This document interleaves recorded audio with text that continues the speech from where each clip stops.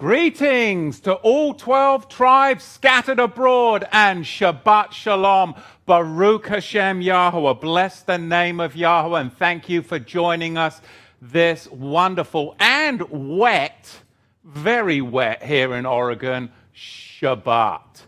Thank you to all of our donors out there that do support this ministry. Without you, none of this would be possible. We are so thankful at the amazing, amazing things that are happening. And thank you all for writing in, oftentimes through email and snail mail. Please remember, subscribe to the channel. It really does make a difference. And those of you that are joining us on the chat today, Shabbat Shalom too. And make sure that you give us some thumbs up if you are on the chat or watching, because that does make a difference as well. And we'll get into today, Revelation chapter 2. We are in part 2 of Revelation chapter 2. And like I said last week, there's a lot in here, isn't there? A lot in chapter 2. To give it justice, I want to spend the dedicated time in there for us. What a week. We live in the world, but we are not of the world. But are we affected by those worldly people? Oftentimes, and then we go to our prayer closets and we are strengthened, invigorated, given wisdom, insight, understanding, and able to be equipped more so we can go back and look in the face of wickedness, stand, and if you can still stand, stand in the name of Yahweh. That's what it's all about, specifically as we head into chapter 2, the address here to the Assembly of Smyrna. But to give us full context of what I want to talk about today, we'd have to go all the way back to the beginning so that we could declare the very, very end. And in Genesis chapter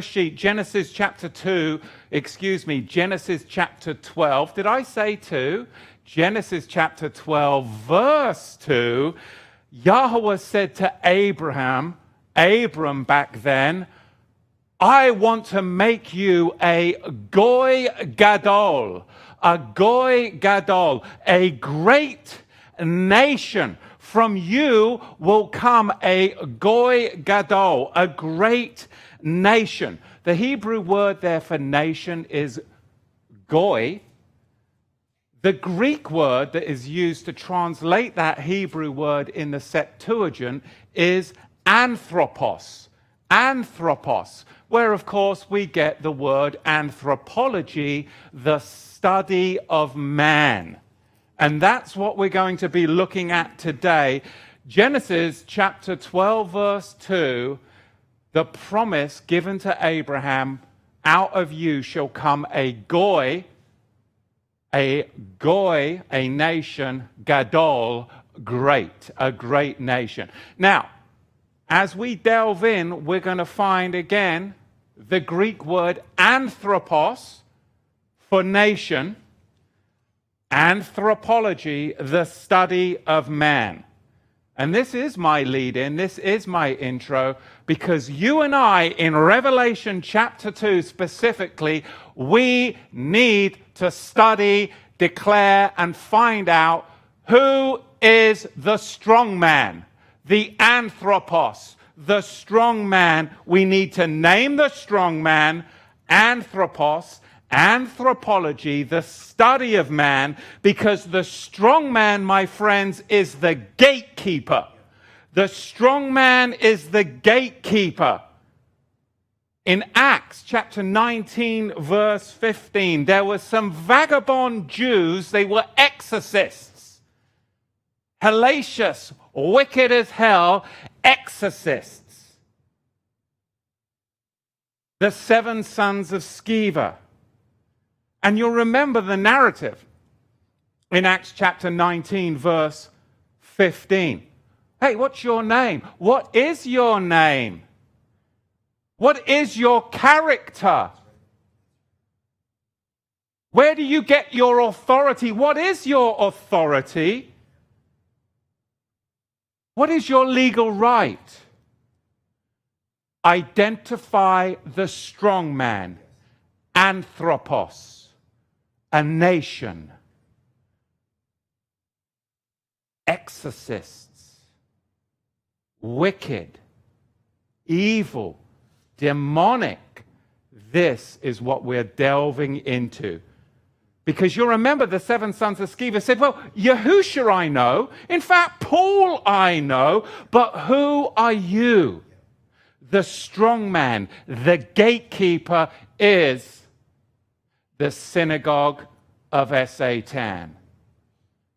And it's going to be identified because we need to bind the strong man, which has just been loosed through, of course, the signing of the executive order, which was just done in this prior week. We witnessed the final descent this week of bootleg Israel signed into an executive order. And you know, some things just don't change, do they? Because it's written in 1 Samuel chapter 8, verse 19. Nevertheless, the people refused to obey the voice of the prophet Samuel. And they said, nay, but we will have a king over us, that we also may be just like the nations. We want to be recognized as a nation, a nationality. We want to be just like the nations, and that our king will adjudicate for us. He'll be the one that will adjudicate for us. He'll be the one that will go before us. And guess what? If we can get him to do that, he'll fight all of our battles. That just took place this week. This is the final descent of bootleg Israel as we now enter into apocalyptic proportions at a level never seen in this Goy nation. And the Synagogue of Satan, they turn the prophecies given to Abraham upside on its head and actually use Goy as a derogatory term against the followers of Yahusha. They say, oh, you're Goyim, you're Goy. But it's actually biblically a blessing to be the Goy Gadol, the great nation. You see, what is up is down. What's black is white. It is Luciferic and occult. And today, the Goy, the anthropos, the strong man will be named. The gatekeeper is the Synagogue of Satan, and it has to be bound. It has to be bound. This is so important that the end-time saints that are the true believers that hold the testimony of Yahusha and keep his commandments, they have a common identity, those true believers. They identify the strong man. They wrestle with the strong man, the Synagogue of Satan. We see that in chapter 2, and we will see it again in chapter 3. There's three things. Number one, the Synagogue of Satan wants to be like the nations, a nationality. Number two, they want to have their king adjudicate for them. And number three, they want their king who adjudicates for them to go before them and fight their battles as they lay behind the scenes. This is what we're up against today. Get ready for severe hate speech laws. The Synagogue of Satan has employed their king, Clan Trump Kushner, to make Judaism a nationality. It's been signed into an executive order. And Ashkenaz wants the same three things. Number one, to be like the nations, a nationality. And number two, to have Washington, D.C., which is their kingdom, go and adjudicate for them. And number three, have D.C. go before them and fight their end-time occult battle to set up their temple. This is now had rocket fuel added to it, and you will see what had little traction has now got thrust force to be able to go forward in an exponential rate. So we really just took a huge, massive nosedive of apocalyptic proportions with Clan Trump Kushner signing in an executive order that was spelled up by the Synagogue of Satan, which punishes anyone in speaking against the Ashkenazi. Not only does it mean that, but it also means that you cannot speak against the state of Israel, which was created in 1948. Now, many of you may have watched it on the television, but it's very interesting to note at that ceremony of signing in that executive order, you will have to have noticed that the Vice President, Mike Pence, was not standing on stage as the right-hand man of the president, was he? No, he was down with the common folk, or as the Synagogue of Satan would say, the Goyim. But to his right were two Chabadniks, Ivanka and Jared, standing at the right hand of the president. What did that communicate? What does that communicate? At the right hand of power, we have got a major problem. And it is addressed in this chapter specifically to the Assembly of Smyrna. This is what we're dealing with. And it is huge. And those that want to put their head in the sand, that's fine, but this is very important that we layer this now with the scripture so that we can navigate ourselves through a minefield of what has happened. It's really weird that he even signed in this executive order specifying that because, I like historical truth. And last time I remember reading this kind of action was done by a man called Adolf Hitler when he kicked off the 1940s with the Nuremberg laws that declared German Jews weren't of German nationality. They were of a different nationality. So this week, with the signing in of the executive order declaring Judaism as its own nationality, this then has to be, based upon historical truth, a double-edged guillotine, does it not? It's going to cut both ways. It's going to cut both ways. And the ones that are going to get cut are who? Chapter 2 tells us the believers in Yahusha will get cut. Let me continue on. Because this has now added rocket fuel to the sluggish Noahide laws that were finding very little traction. Oh, now we've got traction. We've got rocket fuel traction now to the Noahide laws that were already signed into law. And this is now a meteoric shift toward a tribulation scenario. Meteoric. And I hear believers, and myself included, I get all up in arms about Islam, the Mohammedan Sharia law. How many are we finding of believers getting up in arms about the Noahide laws?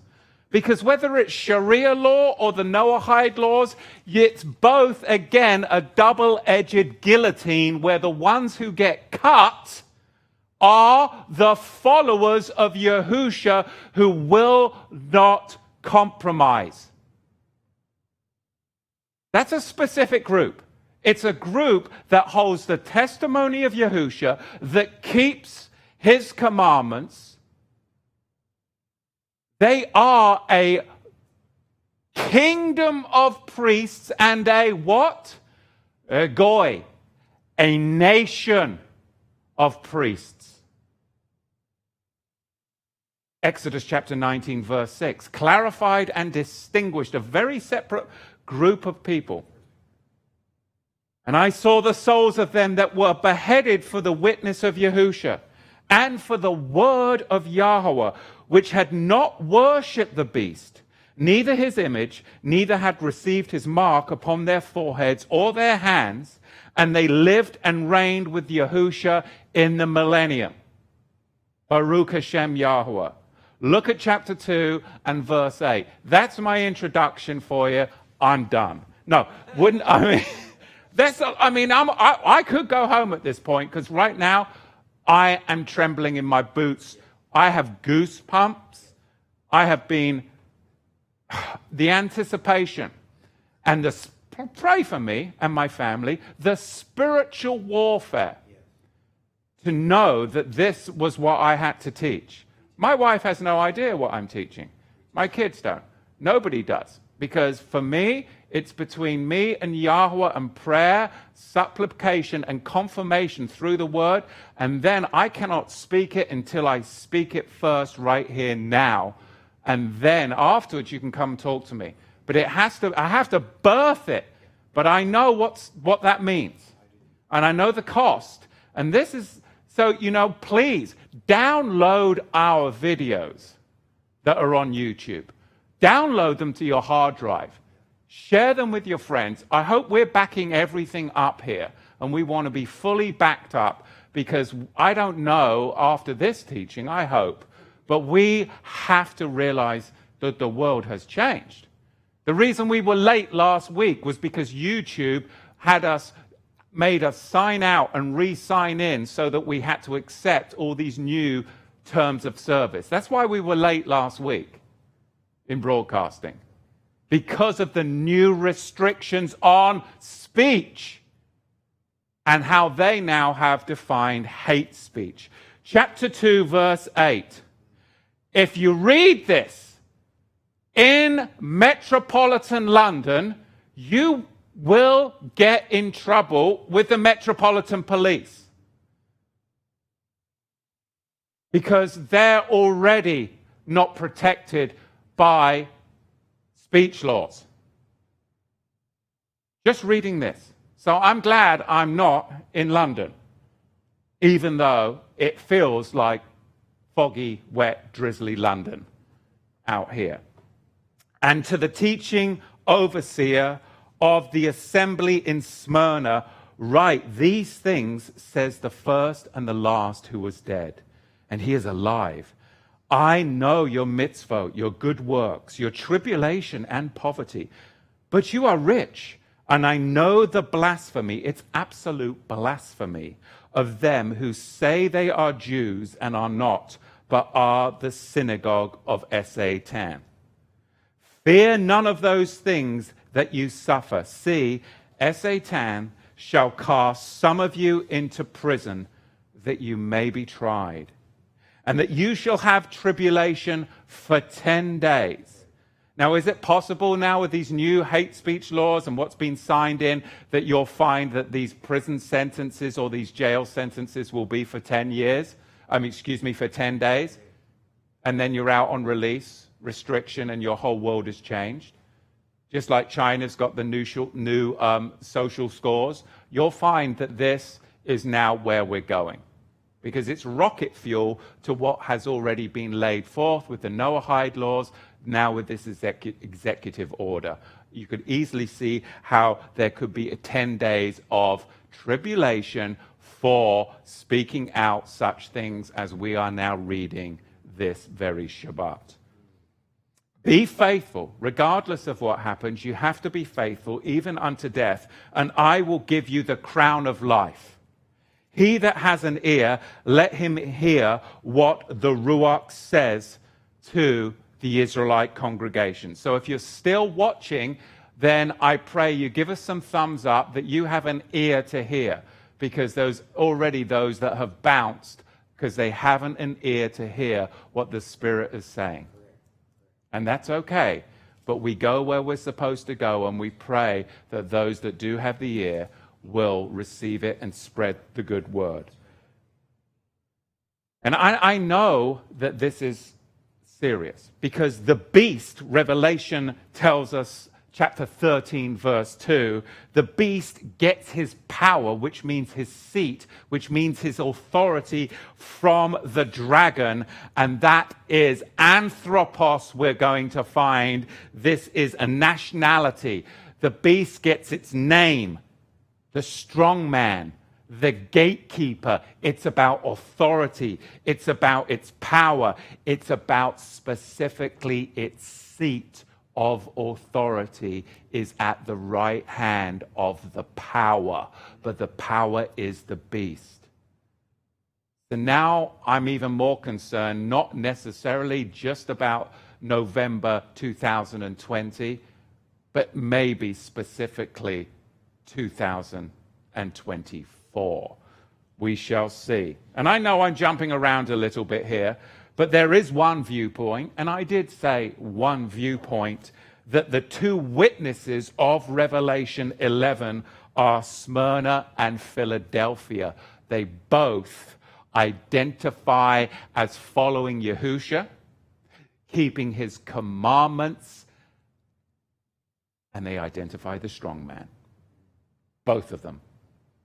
And I know that we are doing such a good work as that. These are the identifying markers that those have, Smyrna and Philadelphia. They're faithful and they have been found worthy. They're aware of the works of the Synagogue of Satan, and they're not afraid to expose the strong man, the anthropos, the one that wants to be made a nation and will have their king adjudicate for them. That just happened this week. These two witnesses, they are not lawless, so they can't be found within the traditional church, can they? But they're also not some crazy messianic Zionists playing Jewish dress up. So they cannot be found within the messianic movement. So what assembly alone has this testimony? The nation of priests, that goy, found within the Melchizedek priesthood. Now, we will now delve into the Synagogue of Satan. It is built upon a five-fold fraud. Number one, its history is sacred history. It's a fraud. Most of its history is post-World War II. Okay? All of its history that we find now disseminated on college campuses is post the Crimean War. Everything that is disseminated upon American campuses is post the Crimean War. It has to be. I don't have time to get into that specifically, but you can do your own research. Number two of the fivefold fraud, genealogy. Who is a Jew? What is a Jew? The key of knowledge is zerah, seed, and migration. Number three, Israel. What is Israel? Who is Israel? The key of knowledge, of course, is who is Jacob and who is Joseph. That's the key of knowledge. Number four is priesthood, divergent priesthoods. Melchizedek of primacy or Levitical, which has passed away. You choose. This is huge to be able to nail it down so that in the days to come, we will have that clarity to know where we stand. And number five, the fivefold fraud, the third temple. Fiction or biblical truth?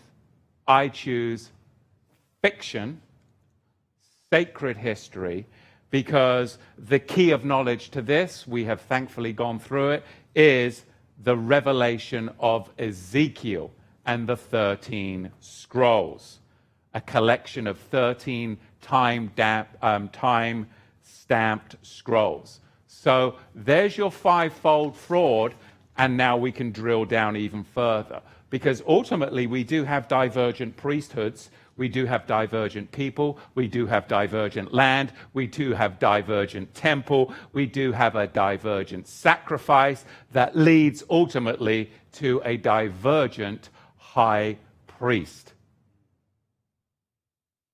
There's two paths.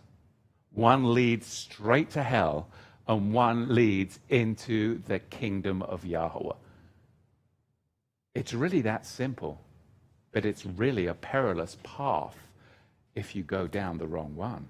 So first things first, it would be a jolly good time, I think, to identify what is anti-Semitism. It means in place of Shemites. Shemite is where we get the term Shemitic, which then in our modern language is Semitic. So it means in place of Shemites. That is anti-Semitic. Semites, of course, go back to descendants of Shem. Shem, Shemites, Shemitic, Semitic.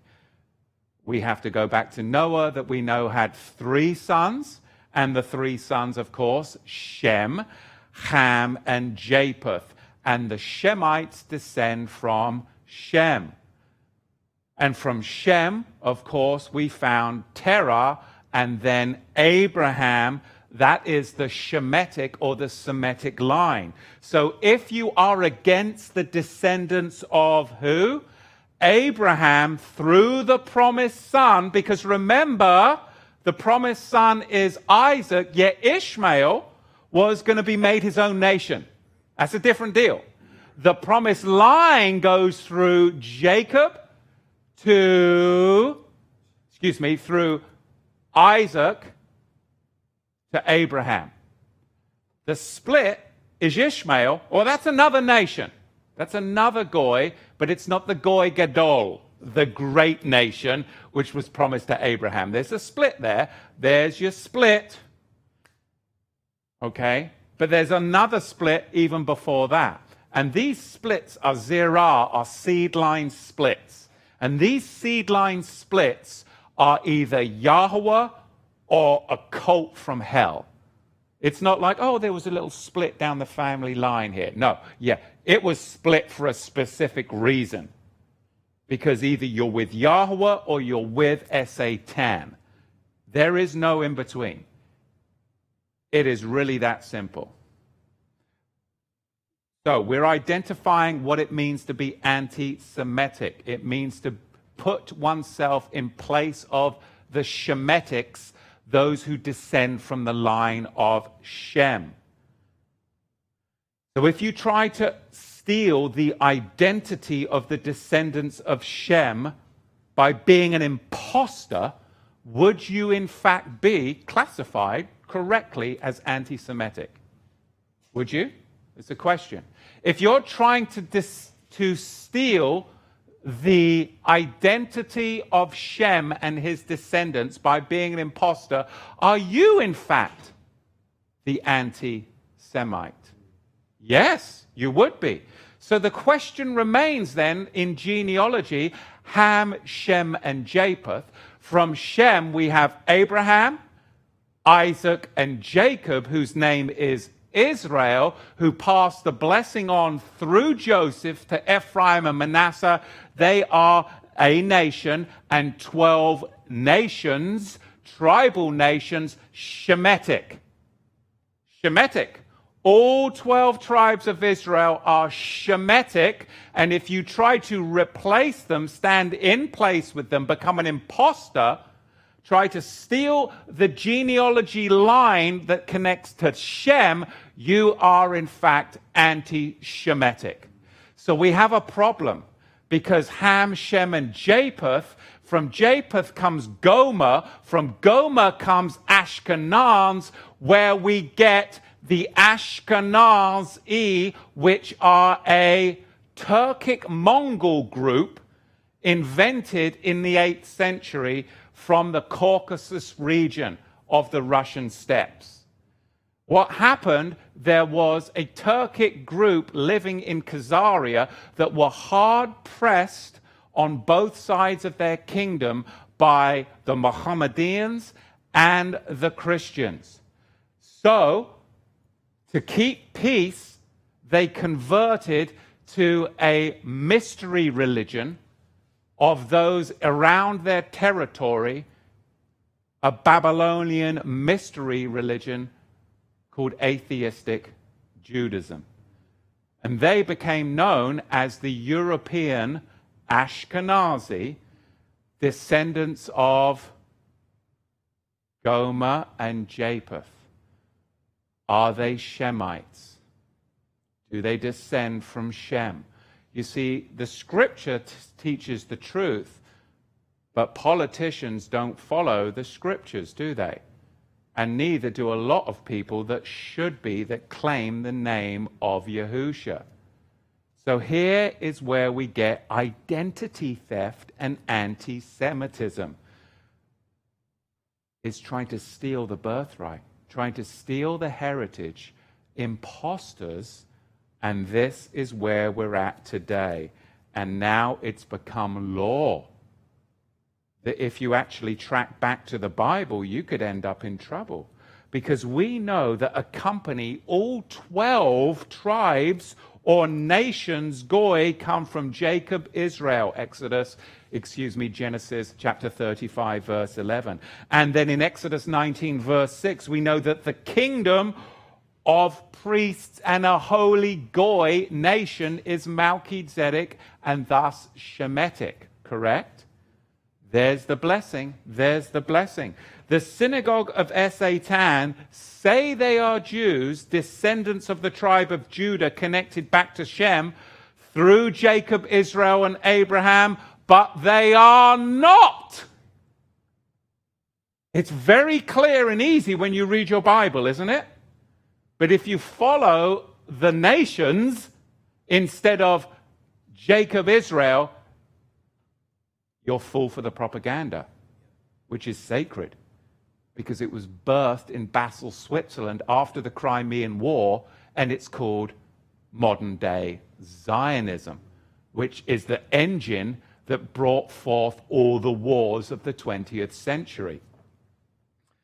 Japheth, Gomer, Ashkenaz, therefore Ashkenazi, these are, listen, historical truth is going to offend your sacred history. These are Turkic Mongols from the Russian steppes, the Caucasus, Asia, Caucasians. They are Caucasians who converted to a Babylonian mystery religion, Judaism, in the 8th century to escape the sword of Islam and to escape the sword of Christianity. Mainstream has been tricked. It's really quite clever, though, isn't it? It really is quite clever. They've lied in wait, this group, for centuries, until opportunity struck at the end of the 19th century, right after the Crimean War, of course, when everything changed in Russia. Bolshevik. And it then brought forth opportunity in Basel, Switzerland, for Theodor Herzl to bring in the front guard that would wreak havoc, Bolshevism to communism, in the 20th century, which we are still reeling from, yet now has become politically expedient, and most of the people that we see in these debates are democratic, which is the secret guise for Bolshevism. It's called democratic Bolshevism, if you know your history, but you wouldn't want to use those words. Let's call it democratic socialism. It goes all the way back till the end of the 19th century, but if we take it all the way back, it goes back to Japheth.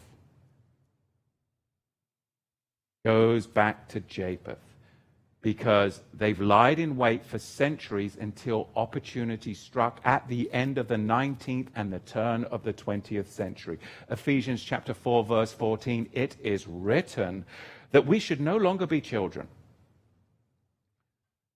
I fully admit, I used to be a Christian Zionist. I was a Messianic Zionist because I layered sacred history on top of the Bible like a veneer. But it started to crack and peel away the more I actually studied the scripture in Ruach and Emet, spirit and truth. And then I started to peel back the flakes, and I'm like, hang on a minute. Biblical Israel is connected to Jacob and Abraham. Political Israel is connected to Theodore Herzl and the Synagogue of, we shall say, no more. Ephesians 4, verse 14, that we should no longer be children tossed around and carried away in every wind of teaching by the tricks of men and human cleverness. It's extremely clever, used by those who do lie in wait to deceive you. In Romans chapter 9 and in John, we find these words. For not all who are descendants of Israel are Israel, nor because they are his descendants are they all Abraham's children. It is not the natural children that are Yahweh's children, but it is the children of promise who are regarded as Abraham's offspring. A man is not a Jew if he is one outwardly. No, a man is a Jew if he is one inwardly.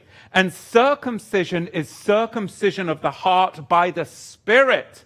Children born not of natural descent, but born above is the classification that Yahweh has written in his word for us today. And we know from John chapter 11 in the 48th verse, we know it very well, that the Synagogue of Satan, they betrayed Yahusha to preserve a national status. And this is exactly what we find right here in Revelation chapter 2 with the Assembly of Smyrna and Philadelphia later. They are up against a group of deceivers that are trying to preserve a national status when Yahusha has already made his own nation a kingdom of priests and a holy nation. And this is the dichotomy and the reality in which you and I live. And I can't believe how many people would rather just go to some Sunday Bible study about Christmas, when this stuff is boots on the ground, a spiritual reality and an awakening. And you can see it happening, unraveling before us. And I am excited, invigorated, and fearfully and wonderfully trembling before Yahweh. But it also, in sobriety, it is kind of a crazy time to live.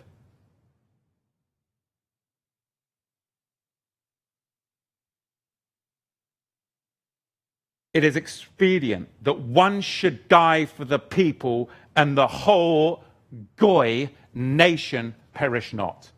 So the Synagogue of Satan, they betrayed Yahusha and his nation to preserve their own nation status.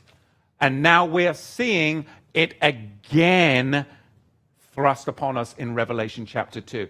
And you just saw it in the world in which you live. If you have eyes to see and ears to hear. Carnal Israel is born of human descent. It's signed in by executive order. It chases genealogy. But eternal Israel is born above. It's born by Yahweh, exclusively apart from human descent.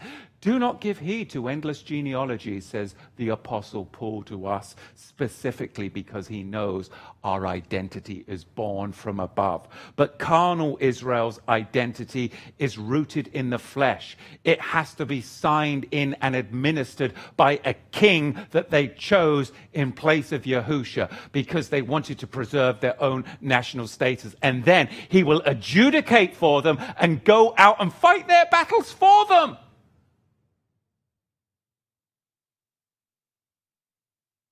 But Yahusha is on the throne. And he said that, yes, he has given us victory. But we're going to also have to fight our battles in this world because we've already got victory in the world to come. But do not think that there will not be tribulation, my friends. The Bible assures us that there will. And if we're his, we will experience it.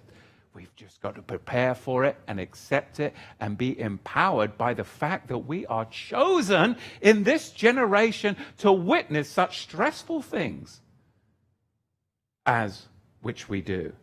Because this promise was a land covenant given to Abraham. Genesis 12, Genesis 15. Abraham entered into this land covenant 430 whopping years prior to the establishment of any other priesthood.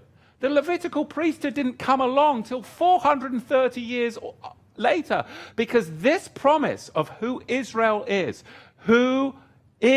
Israel, is connected to the Melchizedek promises, the Melchizedek priesthood. Because the writer of the book of Hebrews tells us that Levi paid tithe to Melchizedek through the seed, the loins of Abraham. He was in Abraham's loins. So which is superior? Elevated, denigrated. The Melchizedek is elevated, and of course, political Israel must try to elevate the denigrated one, because they are looking to build a temple made with hands to worship their sacred host. Yet we have a temple made not with hands, and our King sits upon his throne. Psalm 110 clarifies that for us in prophecy. So Abraham offered up his tithe to Melchizedek. It was under the Melchizedek order of priesthood. The land covenant of Israel was always to be administered under Melchizedek priests. That's why under David and under the Levitical priesthood, they never attained the promises of land, did they? Never. It couldn't be. It has to go under the administration of Melchizedek for the promises to take effect. So if you have a political entity created by atheistic Ashkenazis in 1948, is that going to inherit the promises of the Bible? No, and that's where all of the Christian Zionists have gone wrong with their prophecies, and the Messianics too, because they have confused veneer for the word of Yahweh. And I praise Yahweh that I woke up. And now I get to wake many of you up and disturb many of our enemies.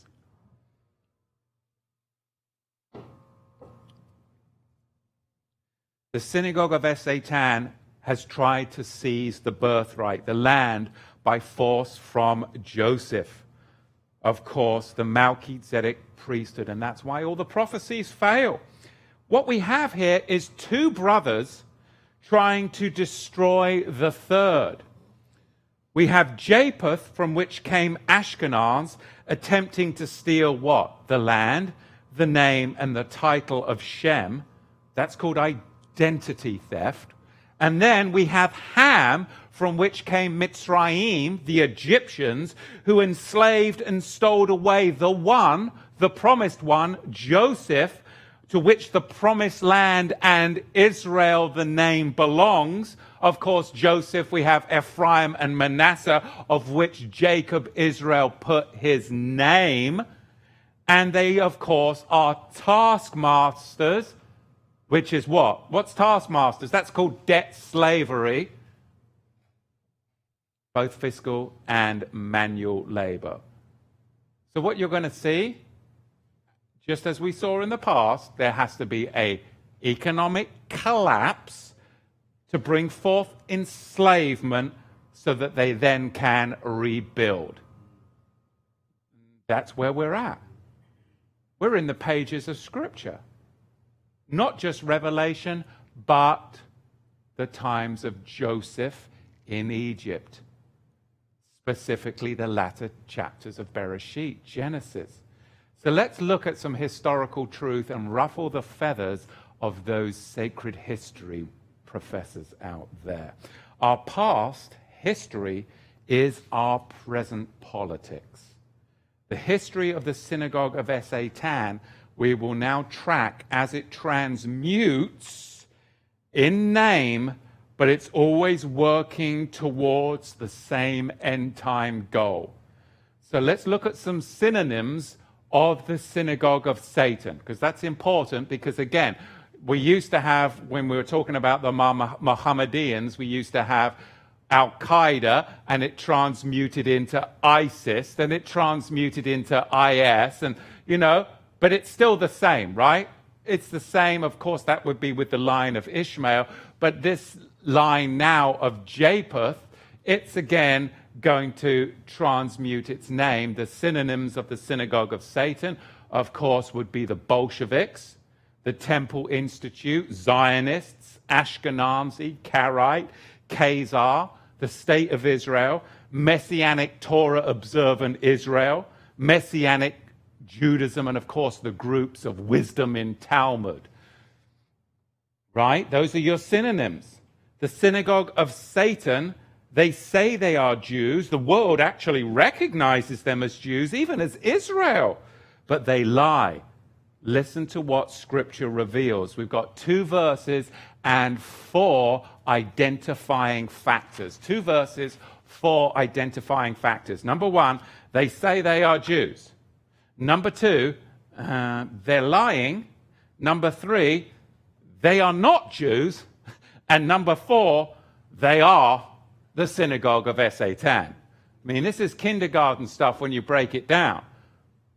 But people don't want to break it down because it is too sacred an idol to be smashed down. When you've got people like Billy Graham, Chuck Hagee, and all these popular people propping the idol up from behind. You've got the whole Messianic movement propping the idol up. I mean, it's everywhere. You've got Washington, D.C., everyone's propping the idol up. And many believers in their zeal, they prop the idol up. They don't do it for a political reason, but they aren't thinking. They just see the veneer, so they do it for religious reasons. And many of these people that do it, like myself in the past, they truly believe they're doing a good thing and it's all great and working for the kingdom of Yahweh. But it's not. So it's not to condemn the people. It's just that the veneer has got a great high sheen and gloss to it. And you know what? We live in a modern world with our screens that light up our eyes, and we like shiny things. But once you start to examine that shine and it cracks a little bit, I just say start peeling away. And that's what we do. I know the blasphemy of them, Revelation 2 verse 9, which say they are Jews and are not, but are the synagogue of Satan, the synagogue of synonyms. Chapter 3, verse 9 of the book of Revelation, we find it written, "Behold, I will make them of the synagogue of Satan, which say they are Jews and are not, but do lie. Behold, I will make them to come and worship before thy feet, and to know that I have loved thee." You see, that speaks to my heart. For all of this, it will be worth just that, won't it? That's the true riches. All the trouble, and you're breathing. You're just like, he just took a total big stress. I recognize that. He did. He's just like, just to know that I have loved thee. It'll be worth it all, won't it? But we have to persevere, and we've got to navigate this minefield because we want that reward, don't we? We want that, and we will attain it if we continue and we don't give up, even when it's frightening, Even when they've come round my house and said, I know, Matthew, you've got that on your website, but if you really want to get popular in the Messianic movement, just take it down. It's not worth the controversy. And so you agree with me? Oh, yes, but I would never say it publicly. You shouldn't really either if you want your ministry to grow. I'm like, well, firstly, it's not my ministry. Secondly, I don't really care because, I started in the Spirit and Yahweh is with me. I'll end in the Spirit and then we'll be in the Spirit together. So it's really just a win-win-win if we all stay faithful, no matter what our eyes tell us. Thank goodness I don't follow my eyes. I'd have given up so long ago. You have to stay with the creed, the conviction, and what he's told us, right? That's what it's all about. All of you. You out there, you know that he spoke to you in your heart at a young age. Don't lose that. Stay with what he initially spoke to you, the truth and conviction and creed, because that's what drives us. We know. Do not forsake your first love. That's what is the turbo force of the Ruach that pushes us through. And sometimes you may have gone through despondent times. But then when you regain that first love, that's what it's all about. And many, it may have taken 20, 30, 40 years, and you're like, this is it. I'm here again, but now with so much more. That's powerful. And then there comes a sadness oftentimes. Because maybe the people that you loved when you encountered your first love are no longer with you. Maybe passed away, maybe fallen away. Maybe you have regrets because you weren't on fire and you didn't raise your seed in the way that you could have if you were as fired up as you are now. But this is common to man. This is all part of the struggle. It's part of being the assembly of the saints in these days. To push through all of that. You're not alone. So let's look at the historical truth and smack the sacred history up around the face. In 722, before the Common Era, the Assyrians, this is where it all started with its growth of Ashkenaz. The Assyrians living in Israel, they asked Sargon II, who was the king of Assyria in 722 to 705 before the Common Era. They asked him, hey, we'd like to have our own priest. Like our own. Like, can he come down from Bethel and set us up in all of our occult magic? We're going to have a great old time up here doing all kinds of hellacious wickedness. We'll expand it to the nations. And then in 2020, they won't know what's happening because they'll all have drunk the Kool-Aid for centuries. That's pretty much what happened beginning right here with the king of Assyria because they asked him for a priest of Bethel who had recently been deported. So they're not into deportation, you see. They don't want to have strong borders. They're not into that because it could have been their priest, like he was, deported. So what Sargon II didn't know was this was a wicked, evil, hellacious priest, the very likes of whom Yahweh had destroyed the 10 northern tribes for to begin with because they had got into such wicked idolatry. He was now promoting it again at Bethel after the 723 before the Common Era deportation of the 10 northern tribes. So this is the birth of the priestly synagogue of Satan, birthed on the hilltops of Israel in around 722 because the king of Assyria, Sargon II, didn't know that this was an evil, wicked priest that would then affect the world today. Now we go forward to 538 before the Common Era, and we have the return from, of course, the Babylonian captivity. Israel is confronted by the Synagogue of Satan that permeated and festered up for 70 years of this occult Babylonian mystery religion that now starts to ooze back into the land of Israel proper. Who do we have? We have this Amorite, his name's Tobiah, and Tobiah and the men of Samaria, they mocked and opposed Nehemiah's efforts to rebuild the promises of Yahweh. In Nehemiah chapter 2, verse 10, we encounter Nehemiah up against the Synagogue of Satan. When Sanballat the Hornite and Tobiah the Ammonite official heard about it, they were officials. They could adjudicate law and lay it out into practice. They, of course, heard about it, and it was very displeasing to them that someone had come to seek the welfare of the sons of Israel. There's the common thread. Then we go way forward to 164 before the Common Era. We're tracking the game, which is lame and poisonous, and the people are eating of and becoming sick today. The game being the Synonyms, or the Synagogue of Satan. Of course, 164 before the Common Era, we get to Antiochus and the Maccabees. Now, this is the takeover of the temple and the subsequent eviction of the sons of Zadok, and the breeding ground for the Synagogue of Satan and the Hasmonean dynasty, which, of course, then brought forth the Herodian dynasty, which, of course, Yahusha was up against in his day and time, and he identified who their father was very clearly.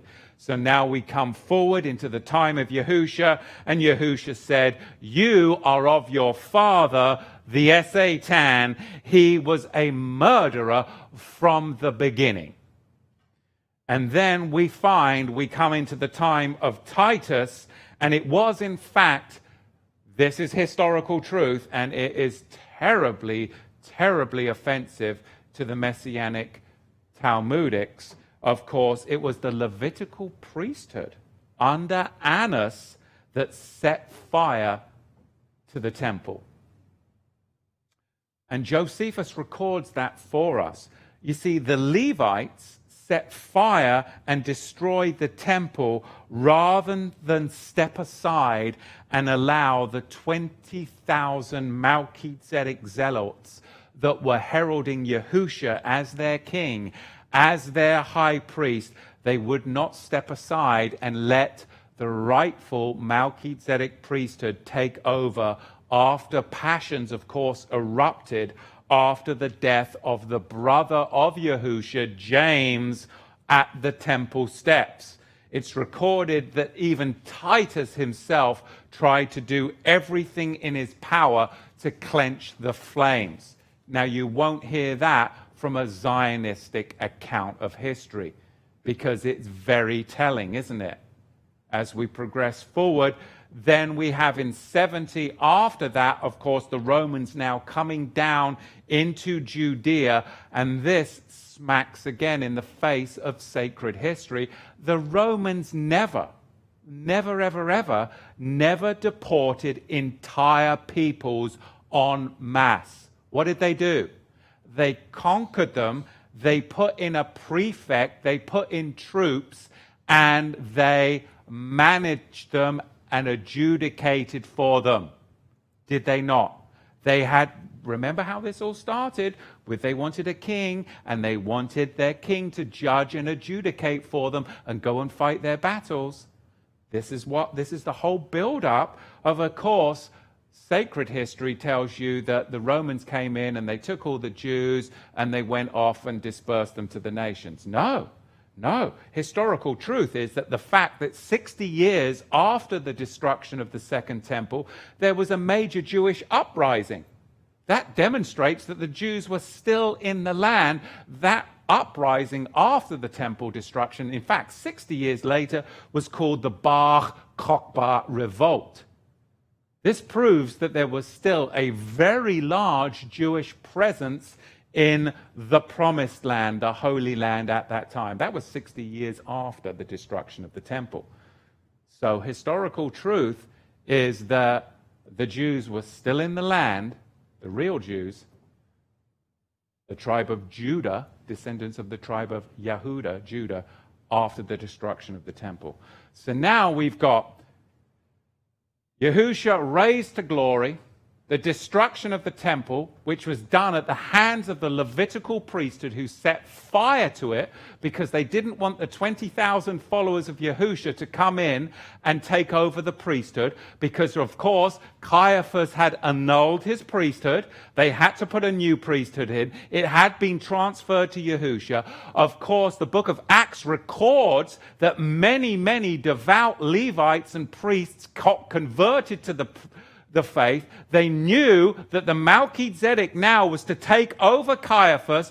The Levites in rebellion, of course, James, the brother of Yahusha, who spoke this daily on the temple steps, they murdered him. He was slaughtered. They set fire to the temple. Titus rides in, tries to quench the flames, doesn't quench the flames. Of course, the Jews, the real Jews, the tribe of Yehuda, are still in the land. 60 years after the destruction of the temple, the Bar Cockbar revolt reveals to us they're still in the land. So they're in the land. They're poor. They're destitute. They are migrant farmers that are attached to the land. They are olive merchants. They've got vineyards. But they are the poor class of Jews, Yehuda, that live in the land. But there's a regal naval class, which are the merchants that would go off in the ships around the Mediterranean. They would trade in the fine materials, of course, of purple, of scarlet, and they were the regal class of the house of Judah.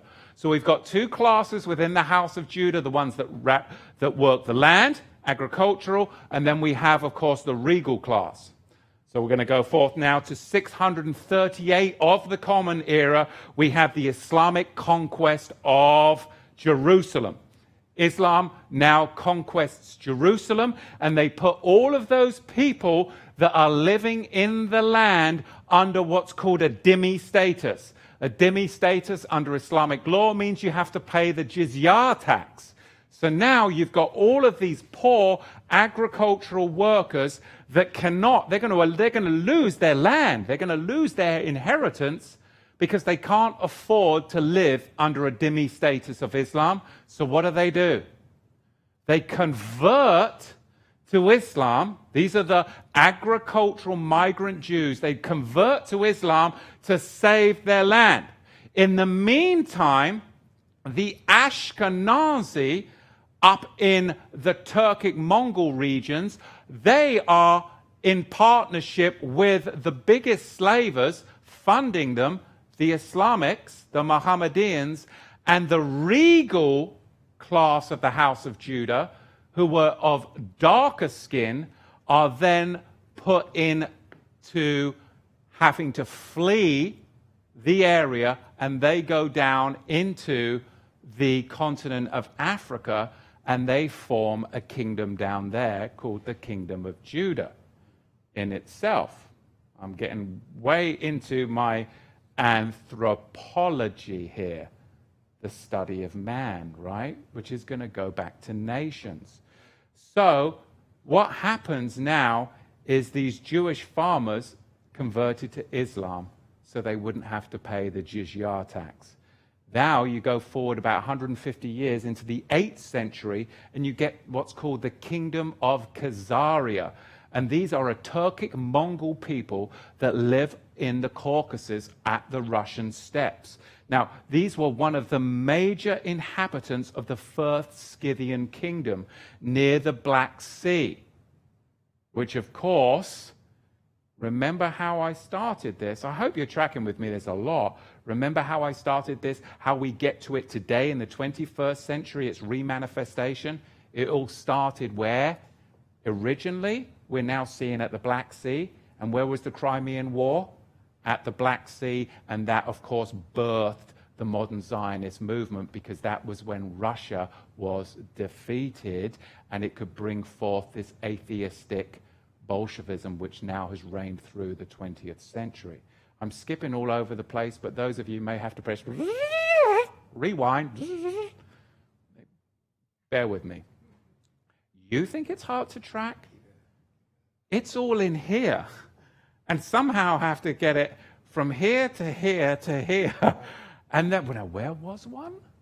So bear with me. I'm trying to do the best that I can here with years and years of study trying to communicate it. We're talking about the 8th century Kingdom of Kazaria, because we've been tracking the birth of the Synagogue of Satan all the way from Genesis 12.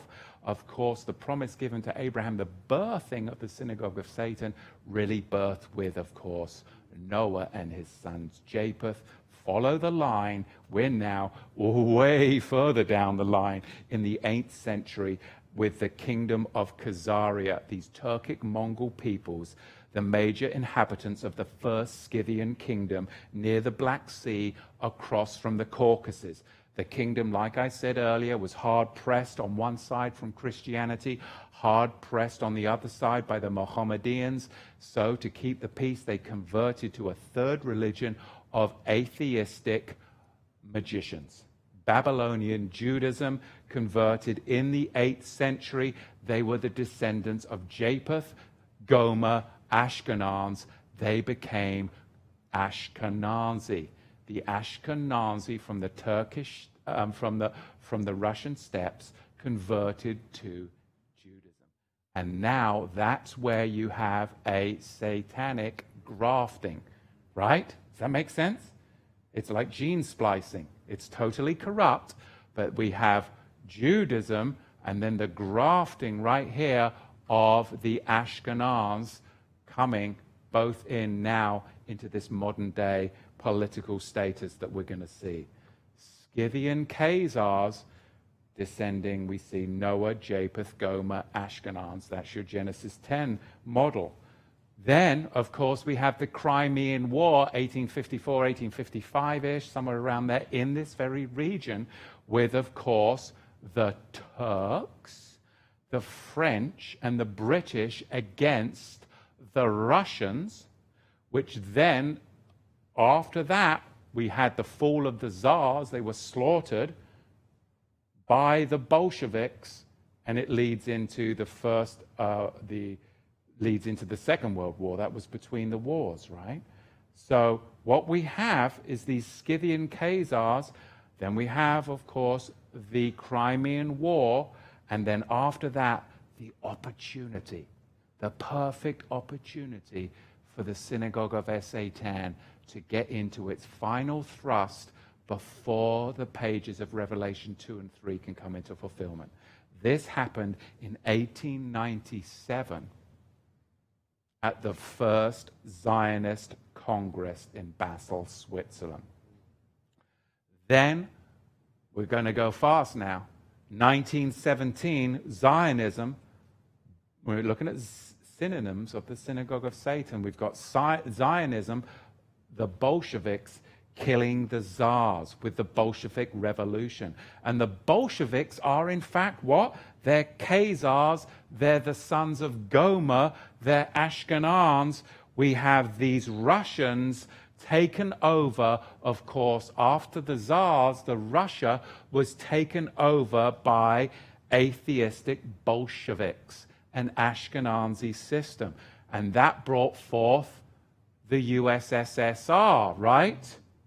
Under Lenin and Trotsky, where 250 million, astounding number, 250 million Christians were murdered by, of course, the Synagogue of Satan.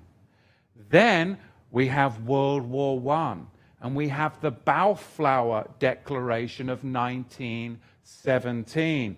And they all have a common thread. You see, the Synagogue of Satan is the common thread. The Balfour Declaration, it originated in the War Office through the Zionist leaders of Dr. Weizmann and Mr. Solokhov.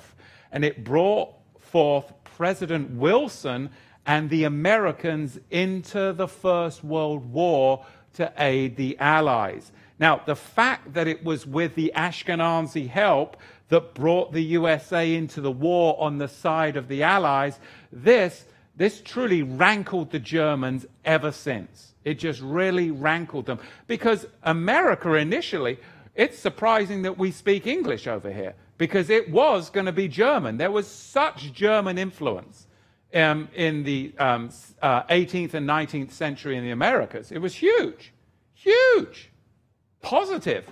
So that when the Americans got brought into the First World War by the Ashkenazi, the Germans were really like rankled by it. Like, what? We're supposed to be together, allies, right? So how did it get in? Money, right? Because the Ashkenazi connection, we'll get through that. The fact is that with the Jewish help, we had the Americans brought into the war on the side of the Allies. And of course, we know that Rothschild was a signer on this document. The Bellflower Declaration, his signature is right upon that document.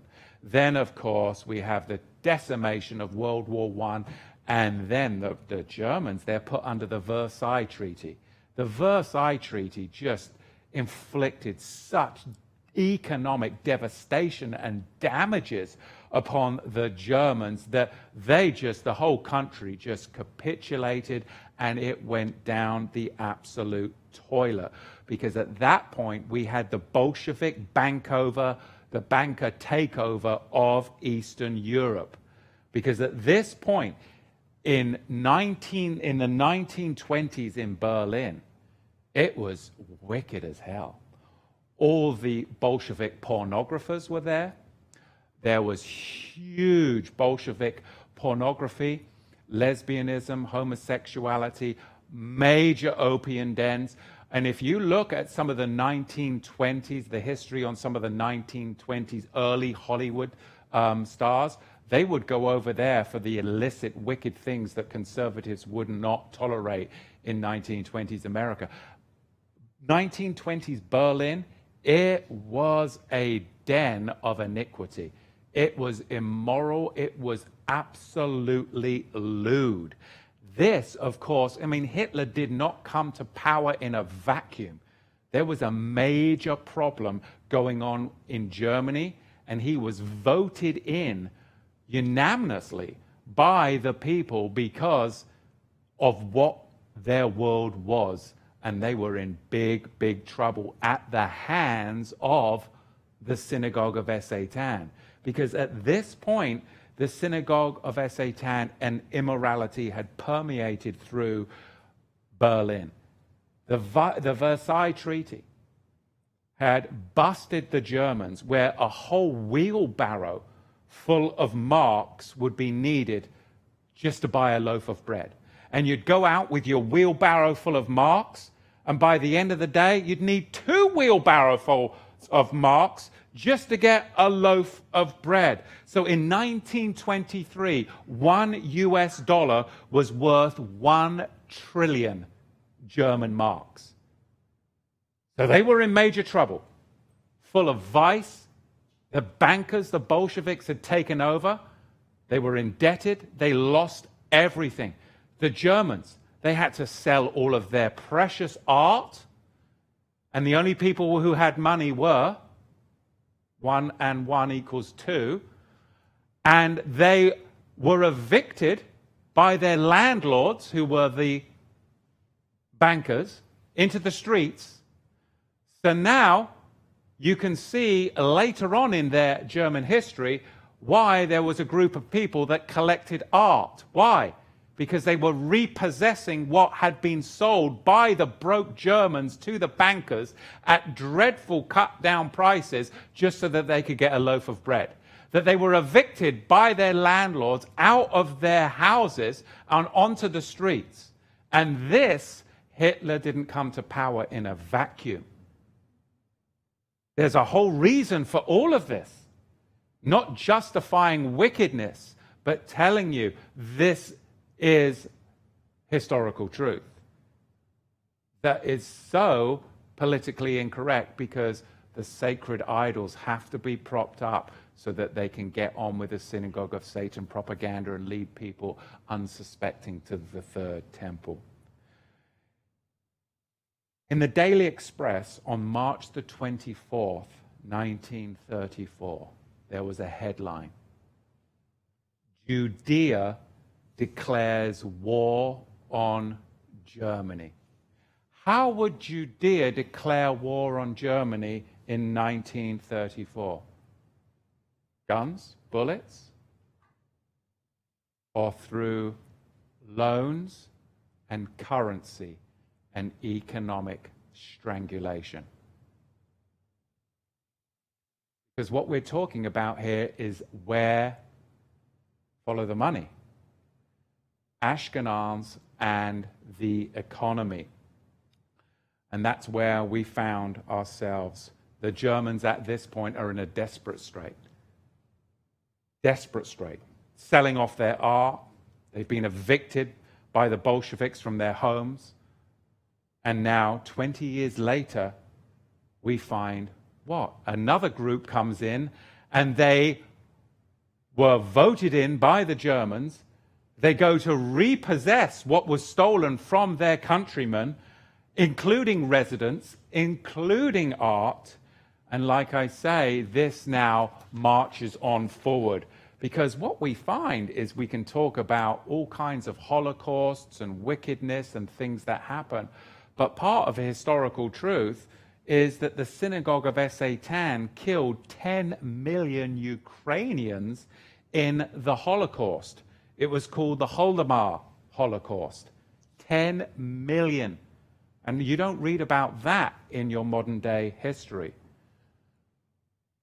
And being from an English family that's quite political, you could see now how Winston Churchill could easily get caught up in the crosshairs of the Synagogue of Satan.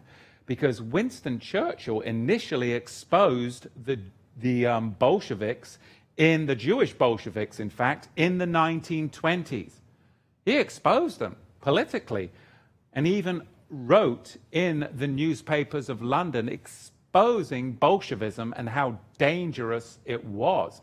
Even here in America, it was so... everybody knew how dangerous Bolshevism was. It even comes out in some of the earlier movies, like Annie, the kids movie Annie, right? There's a whole theme of Bolshevism in there. There's Bolshevism, terrorism, right? Or maybe it's The King and I. I'm not sure. I think it's Annie. I'm looking at my son. He'd know. Is it Annie? The one with Yul Brynner, I believe that is. Is that Annie? Oh, that's The King and I. Yeah, The King and I believe that one. Yes, The King and I. Yeah, that's got the theme of Bolshevik terrorism right within it. Everybody knew the origins of this and how dangerous it was and the reality of where it came from. Winston Churchill exposed this in the 1920s, but later his political career was drying up. He had a very big estate to manage that had been passed down to his family. He was, of course, a fighter in the Boer War against the Afrikaners in the late 1880s. And Winston Churchill was, successful soldier. He was a successful politician, but then he was running out of money. He was going to lose his family home, his whole estate that had been passed down through land gentry over centuries. And who comes to the rescue to bail him out and to give him lots and lots of capital and money as long as he stopped saying what he was saying about them and thrust them forward? And of course they said, yes, come to power. And all of a sudden, in his late ages, he was quite old when he became really powerful. He had been a backbencher for years, but he has now got capital. He is funded by the Ashkenazi bankers. He was a political backbencher, but then he capitulated to the Bolshevik financiers who promised to ignite his political career just as they had done with FDR on the other side of the Atlantic. And now you find yourself right in the midst. But there's one who's going to thrust a spanner in the whole works, so we better kill him. What are we going to do with General George S. Patton? He blew the lid off the whole thing. He went into post-World War II Germany, and he got there, he saw the devastation, and he's like, we fought on the wrong side. We should have been against the westward push of the Bolsheviks. Do you realize what the next 70 years is going to look like now? And so he died in a car crash. Of course, this went all the way forward now. What General George S. Patton discovered now is birthed from Bolshevism into 70 years of atheistic communism, Of course, many of you that grew up in this country in the 50s and 60s were hiding under your school desk, and you were always thinking that the Great Bear was going to encroach through the Cuban Missile Crisis and everything. This is all orchestrated, and it wasn't until that brick came out of the wall in 1989 when the final Bolsheviks fled the USSR and they got safe passage where? 1989, you see mass immigration of Russians, aka Bolsheviks, into the modern state of Israel, who are now, of course, the very leaders that are now partnering with those that integrated the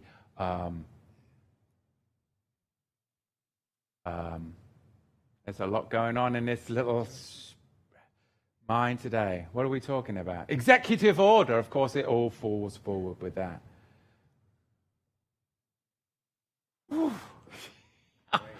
Bear with me. We'll take a sip from our sponsor. And if you're still with us, Baruch Hashem Yahweh, I'm barely with us, but I'm still excited. Give us some thumbs up on this video.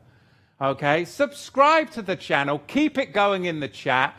Really appreciate some of our hosts in the chat. Michelle's doing a fabulous job. I think Michelle was a school teacher at some time, because she takes what I'm saying really fast and she can nail it out. Phenomenal job. Thumbs up to you in the chat, all of you.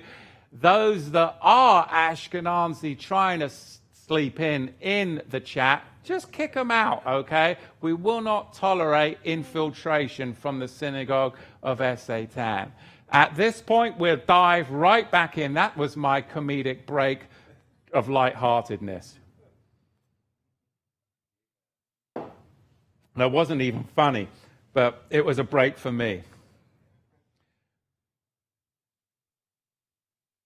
I'm just going to finish up with a little bit of history, because I do think it's important to track this. Even if you don't watch the whole teaching in one go, it's very important to be able to track this, because ultimately it does connect and will lead forward through the very, very revelation of Yahusha the Messiah. And revelation, whether you like it or not, it is a complex maze, but it is in a beautiful garden. The Garden of Yahweh, the Garden of Eden. It's administered by Yahusha, and it is a maze that we will get through. But we will not get through it in one teaching. We will not get through it in one setting. But we will incrementally make ourselves passage safely through the maze of revelation. This is a lot to handle. If you think it's a lot to handle, imagine being me. I am a lot to handle. Myself. Me, myself, and I. I have to live with me. Can you imagine that? And I know a lot of you right now are being really facetious, and my wife's most probably watching at home. She is actually, because they're under the weather today. So pray for my family. Not in a bad, dreadful way, but in an Oregon way. In an Oregon way. Well, we're going to get through the maze. But today, we're in the fairly initial stages of this maze. With the history of the Synagogue of Satan, we now get to the end of the World War II. Dreadful times, dreadful times. And many people talk about the wickedness of the Nazis and the terror and all of these things. But what they don't talk about is the German non-combatants. 100,000 women and children were incinerated in one night in Dresden by the British and the Americans, mainly the British. Today we'd call that a war crime. Indiscriminate bombing. Young children, mothers, Christians, believers, 100,000 in a single night. That's a Holocaust. That's trauma. That is wickedness. There would be entire families between April and May of 1945 as the Bolsheviks, the Ashkenaz, were pushing from the east into Germany, whole families would commit suicide. Within 72 hours, within the village of Denin, which was first in line for the Bolsheviks, 1,000 people committed suicide. Mothers with their children, because they knew what the Bolshevik atheistic Ashkenazis would do. Because their clergy had already warned them. Because, of course, in the Talmud, in Ketubot 40a and Yerbot 60b, the rabbinical concessions for rape and abuse of children were already authorized by the rabbis. And the German clergy knew that it was authorized. 7,000, mostly women, in Berlin, at the fall of the war, committed suicide because they knew what would happen. If you read, and it's terrifying, what the Bolsheviks did to women and children, unarmed combatants, after the fall of Germany, that the Allies stepped aside and turned a blind eye because they wanted to parley with the Bolsheviks and break up the land and get the booty. What they turned aside a blind eye to is disgraceful. That's why they will not teach it on college campuses. It is outrageous, terrifying. It's a history the Germans aren't even allowed to read. It's not in their textbooks. And you'd be arrested if you even spoke this in Germany today. 7,000, mostly women, in Berlin committed suicide because they knew what the rabbinical concession to rape and abuse of children was in the Talmud that allowed it, and they knew that was now coming to them. 1,000 families, 1,000 in the village of Denim within 72 hours. And then, of course, that is what I would call the unknown Holocaust. Not only the Holodomor, not only Dresden, but, of course, the dreadful suicides of the people. Then we have what's called this Havara agreement. It's called a transfer agreement. And this was an agreement between the Nazis and Nazi Germany, I should say, and the Zionist German Jews. And it was signed in on the 25th of August, 1933. Now, later, Hitler turned this into what he saw a better plan called the Madagascar Plan. But this was an answer, an ideal answer, he thought, to the so-called Jewish question. But by September 1940, its future was doomed. But you should see this Havara agreement and Madagascar plan was a very different plan than what we're told Nazi Germany actually had today. This is a historical fact, but again, this totally contradicts sacred history. I can't get into it because we're on YouTube, but you can look into those two agreements if you want to further, the Havara agreement and the Madagascar plan. And then out of that, we finally get to right where Japheth and Gomer have been going ever since the start. They get something adjudicated for them. They get a piece of land in 1948 and the creation of the State of Israel. This is the goal. This is the major goal now of the Synagogue of Satan, orchestrated through the killing of the Tsars, 2 world wars, and now it finally comes into fruition. This is a plan of the Bolsheviks, Herzl and Lord Rothschild, that is fully realized. Now, Theodor Herzl was an atheistic Ashkenazi. He sacrificed the religious Torah Jews on the altar of atheistic Zionist Khazars, and he aided in the increase of suffering of these religious Torah Jews and assisted the secular nations in the persecution of the true Torah Jews. He fanned the flames of anti-Semitism to bring about this hellish goal. Of course, the goal birthed in Basel was what? A state of Israel and Zionism.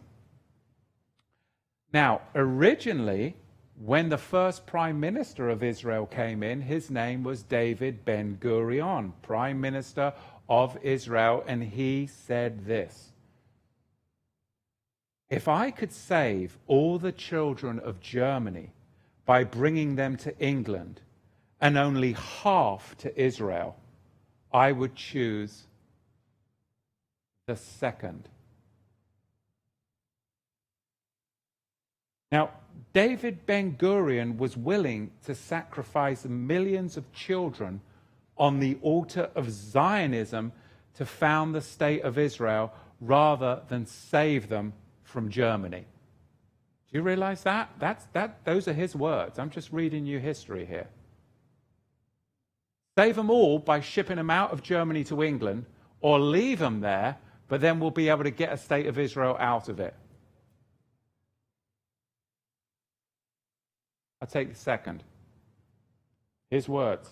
Now, in 1918, historians, of course, David Ben-Gurion, before he was Prime Minister of Israel, he was a historian of historical truth.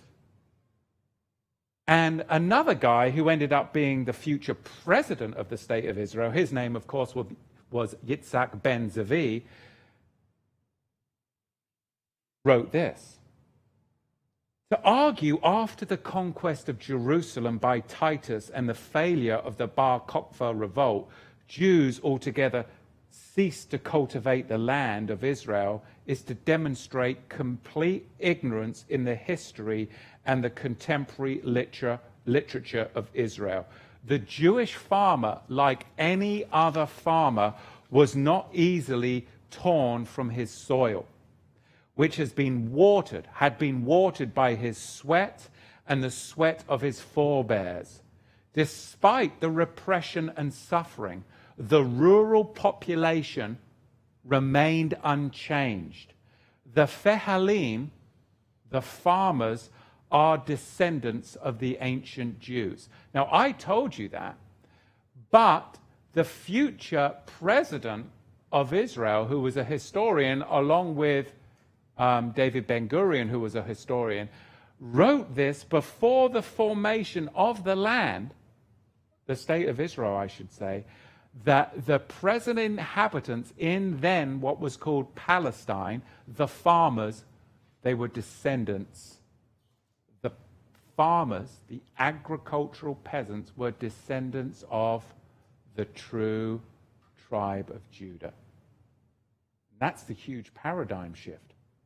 The ancient Jewish peasants converted to Islam for material reasons so that they wouldn't have to pay the jizya tax to the Mohammedans and be under a dhimmi status.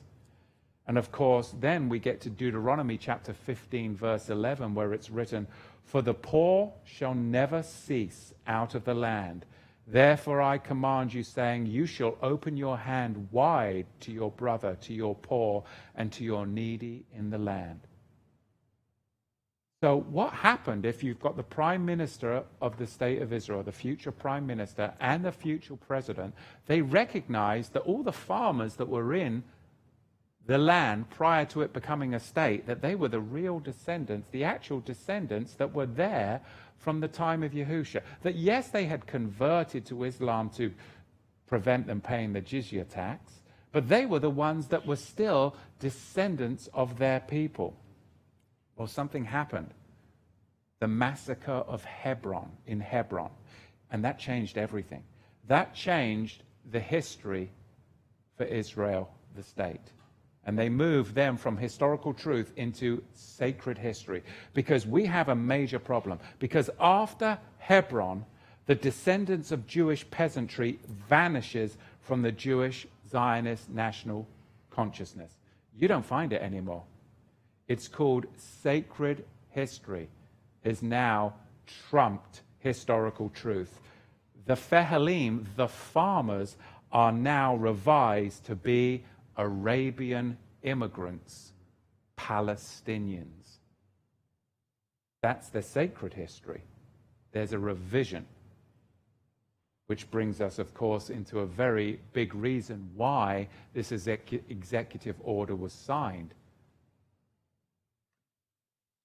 So the real Shemites, the Fehalim, the farmers, were the rural farmers found in the land at the end of the 19th and the beginning of the 20th century. What we call today the Palestinian Christians, Palestinians, and other anti-Zionist, non-Ashkenazi, Torah-keeping Jews. And it can be all over the world. You've got the Yemenite Jews, the black African Shemites, and many of these were taken in slave ships from the Kingdom of Judah, Deuteronomy 28, verse 68, by the Synagogue of Satan, of course, the Ashkenazi Jews in the 17th and 18th century. I mean, many people go, oh, the Portuguese were the slavers. Oh, the British were the slavers. Oh, the slave ships.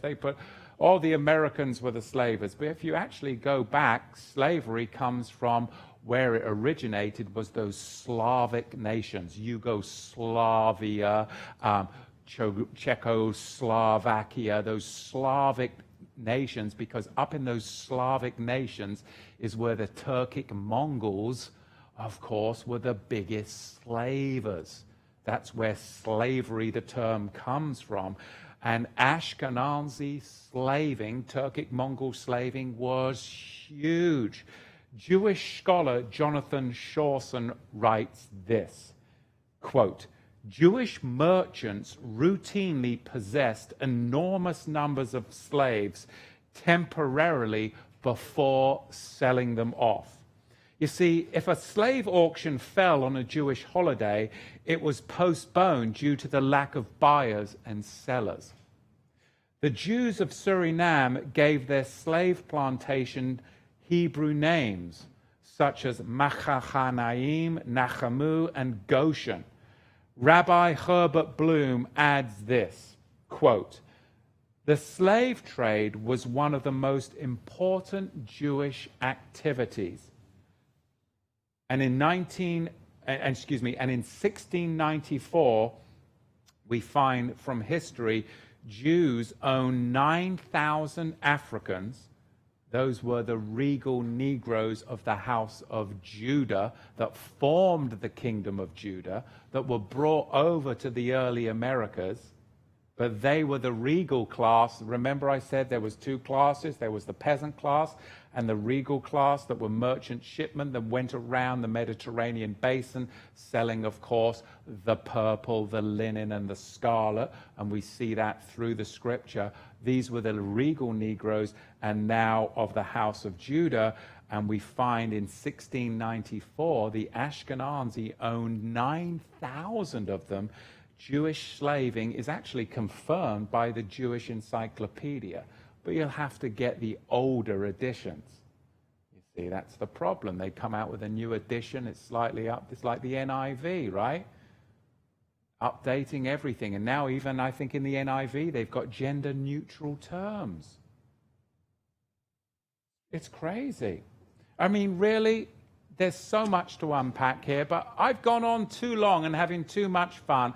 You've got places to go. You've got places to go. And believe it or not, I've got somewhere to go. It is Shabbat. Praise Yahweh. To sum it up, truly, we live in wild, crazy times. And what's going on, it doesn't track to anti-Semitism. It is, of course, Japheth trying to steal the birthright. Japheth, Gomer, Ashkenazi, synonyms for the Synagogue of Satan. And now we get it signed by executive order into our modern day. It truly is a battle. It really is just a pure case of insolence, isn't it? Of course, 1 Chronicles chapter 5, verse 1, it is written, "Now the sons of Reuben, the firstborn of Israel, he was indeed the firstborn. But because he defiled his father's bed, his birthright was given to the sons of Joseph, the son of Israel, so that the genealogy is not listed according to the birthright, yet Judah acted," the Hebrew word here is gebar, insolently.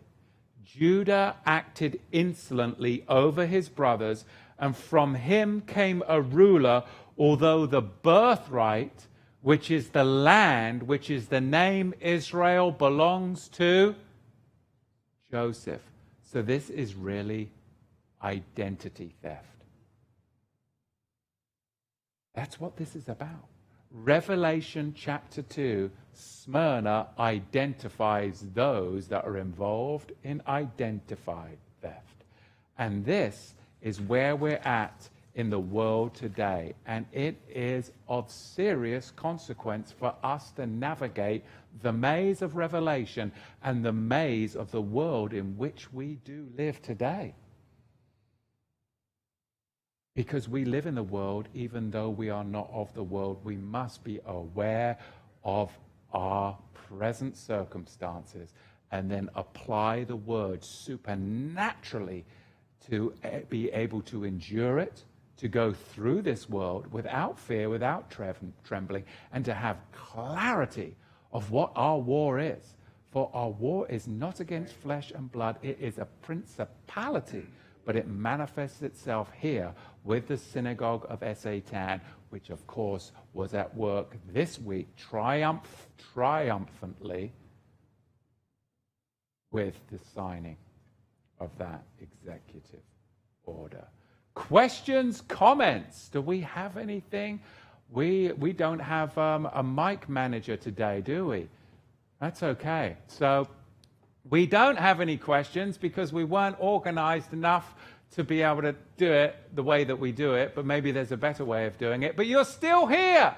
If you've been hate watching all the way to here, then give us some thumbs up. And if you've been tuning in because you have an ear to hear and you've got eyes to see, then give us some thumbs up too, because today is the day that Yahweh has made and we shall rejoice and be glad in it. It is Shabbat.